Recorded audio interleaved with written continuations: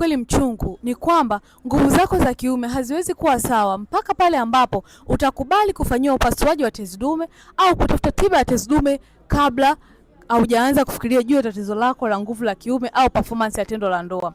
Wengi huwa wanafikiria kwamba au huwa wanatafuta dawa ya kuongeza performance yao tendo la ndoa, wanasahau kwamba tezi dume ni sababu ambayo inashusha homoni za kiume, yani testosterone, huwa inashusha au kubana mishipa ya damu na kukufeli kwa flow ya damu kwenye sehemu za maumbile. Lakini vile vile huwa inabana na kuziba nerves za fahamu na kudisconnect mawasiliano kati ya ubongo na mshipa mkuu wa fahamu au mshipa mkuu wa fahamu katika mfumo wa uzazi. Sasa kama wewe ni mwanaume na unatamani kujihisi tena kuwa mwanaume, yani kupata hisia, kuanza kuweza kushiriki vyema tendo la ndoa, ni vyema tuanze kudili na chanzo cha tatizo lako ili uendelee kuwa salama. Nimewasaidia wengi, wewe ni mmoja wapo. Nitumie ujumbe leo kwa neno tezi dume ili nikupe mwongozo na namna ambavyo unaweza kuwa salama.